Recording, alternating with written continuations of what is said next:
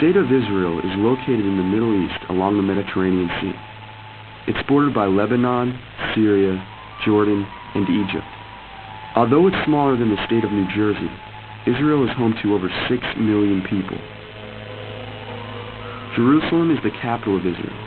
It is also the spiritual home of 3 of the world's major religions: Islam, Christianity, and Judaism. Jerusalem holds enormous importance for all 3 groups, and all 3 have claimed the city as their own. Jerusalem's Old City is made up of a diverse collection of people and architecture. There are Jewish, Muslim, Christian, and Armenian Orthodox sections all crammed into a single square mile. But outside the Old City, Jerusalem's inhabitants live in a modern city with high-rise buildings, supermarkets, businesses, and schools. Over the past 3,000 years, Jerusalem has been conquered, destroyed, and rebuilt many times. Jerusalem got its start some 6,000 years ago when settlers proclaimed that Mount Moriah would connect them to their God. Villages and then a city slowly grew up around the mountain. In about 1000 BC, King David conquered the city and made it the capital for the tribes of Israel. He also brought the belief in a new God, Yahweh. King Solomon built a great temple on the holy mountain. 3,000 years later, the mountain is hidden under a platform made of stone, the Temple Mount.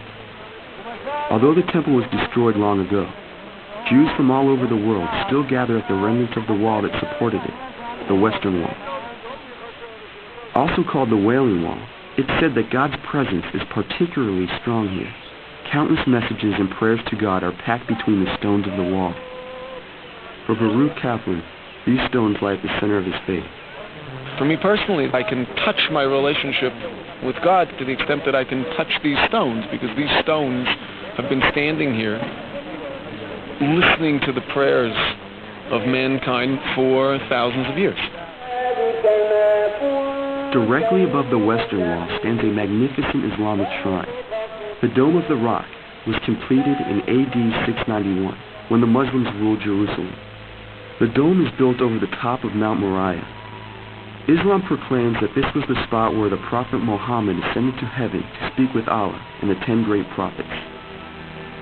Shireen al-Raja is a Muslim born in Jerusalem and has been coming to the Dome of the Rock since she was young. I like the feeling that everybody's coming here, like all the Muslims from all over. We have the same feeling, we share the same thing.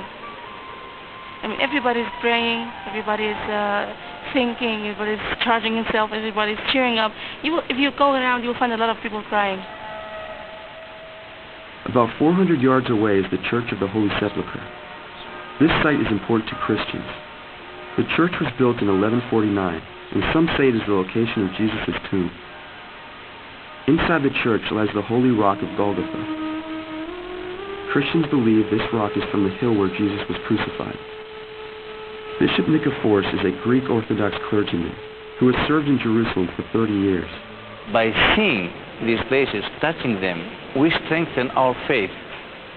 With our imagination, we can feel the emotions and the feelings of the people that came before us.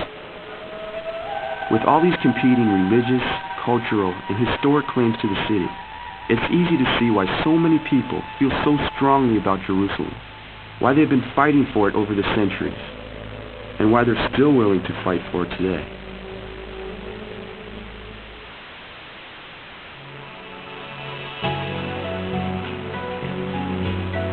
Why do members of different religious groups have such strong feelings towards Jerusalem?